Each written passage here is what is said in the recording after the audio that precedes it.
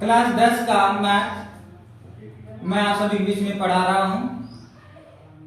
प्रश्नावली 3.3 का पहला का दूसरा सवाल है। इसमें कहा गया था कि विलोपन विध और प्रतिस्थापन विध दोनों से समीकरण को सॉल्व कीजिए। तो कह रहा हूं इसमें जो सबसे उपयुक्त आपको अच्छा लगे फिर उसका निष्कर्ष बताइएगा। चलिए हम पहले, क्योंकि विलोपन विध का नाम है इसीलिए हमें पहले विलोपन विध से ही सॉल्व करेंगे।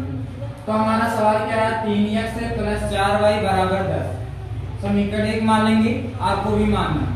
अच्छा, 2x - 2y = 2 समीकरण हम इसे 2 मान, ठीक है। ये हमारा सवाल दिया है, हम विलोपन विध से सॉल्व करेंगे। हमने यहाँ लिख दिया विलोपन। तब हम विलोपन विधि में क्या करते हैं, चाहे x का मान बराबर करते हैं y का, चाहे भाग विधि द्वारा भाग से करेंगे या गुणा से। तो हमने देखा समीकरण 2 में अगर हम 2 से गुणा कर दें तो y का मान 4 हो जाएगा। हम यहाँ y का मान बराबर कर देंगे। तो हम क्या करेंगे, समीकरण 2 में 2 से गुणा करने पर समीकरण 2 क्या हमारा है, 2x - 2y = 2। तो 2 से जब गुणा करेंगे 2 से 2 दूनी 4x हो जाएगा, फिर माइनस रहेगा 2 से 2 में गुणा करेंगे 2 दूनी 4 हो जाएगा, बराबर 2 दूनी 4। मतलब हमारा समीकरण क्या बन गया, 4x - 4y = 4 समीकरण 3 बन गया। अब हम क्या करेंगे, समीकरण 3 में से समीकरण 1 को जोड़ने पर। अब हम इसे समीकरण 1 क्यों जोड़ रहे हैं, क्योंकि समीकरण 2 से ही मैंने मान निकाला समीकरण 3 का, इसीलिए समीकरण 1 को जोड़ेंगे। अब हम क्यों जोड़ेंगे, क्योंकि हम यहाँ देख रहे हैं प्लस यहाँ y है और यहाँ माइनस y है, इसीलिए क्योंकि हम जोड़ेंगे तभी घटेगा। अच्छा, अब क्या हो गया हमारा समीकरण 3 क्या है, 4x - 4y = 4 और समीकरण 1 क्या है, 3x + 4y = 10। तो जोड़ने पे कोई चिन्ह नहीं बदलता, जो प्लस रहता प्लस उतरता, जो माइनस रहता माइनस उतरता, यहाँ सब प्लस में।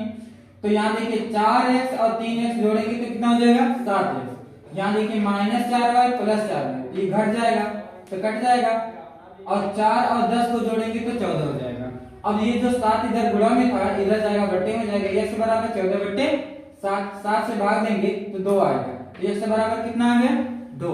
x का मान हम समीकरण 2 में रखेंगे। क्यों रखेंगे, क्योंकि हमने समीकरण 1 से मान निकाला x का, इसीलिए x का मान समीकरण 2 में रखेंगे। समीकरण 2 क्या है, 2x - 2y = 2।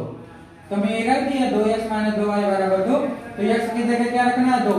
तो 2 से 2 में गुणा करेंगे 4 हो जाएगा, ये -2y = 2। अब ये जो -2y था इसको इधर भेज देंगे बराबर किधर, तो जब बराबर किधर जाएगा तो 2y प्लस में हो जाएगा, और ये प्लस जो 2 था इधर बराबर किधर जाएगा, माइनस हो जाएगा, 4 - 2 हो गया।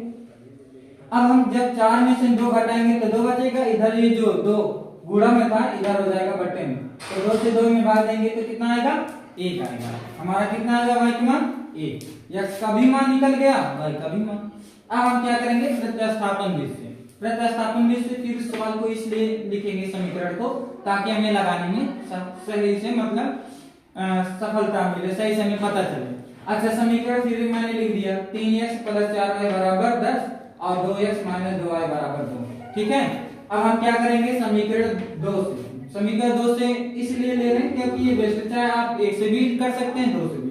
तो समीकरण 2 से क्या हो जाएगा, ये जो -2y था इसको इधर ले देंगे बराबर के, तो ये माइनस का बराबर किधर जाएगा, +2y हो जाएगा।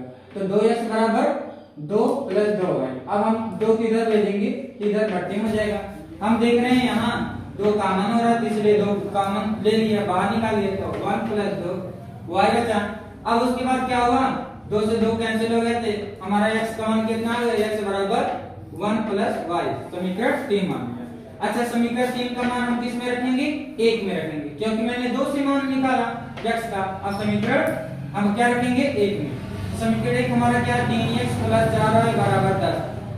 तो x की जगह क्या रखेंगे, y + 1 या 1 + y रखें, बात एक ही है, आगे पीछे हो सकता है। अब देखिए हमने क्या रखा, 1 + y, 3 से इसमें गुणा करेंगे 3 से y में गुणा करेंगे +3y, और ये प्लस का 4y, तो 3y और 4y मिलके 7y, इधर बराबर 10 रहेगा ही। अब उसके बाद क्या हो गया, 7y, और ये जो प्लस में 3 था इधर जाएगा -3 हो जाएगा, क्योंकि भेजेंगे अंक को एक तरफ भेजेंगे। अब ये जो 7 है, जब 10 में से 3 जाएगा 7 बचेगा, और ये 7 को इधर भेजेंगे तो बट्टे में जाएगा, 7/7 बराबर y का मान कितना आ गया, 1 आ गया, ये कैंसिल हो जाएगा वैसे।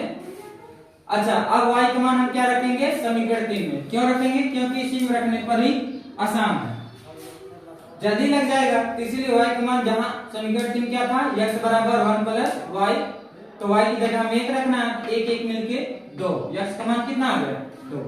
धन्यवाद।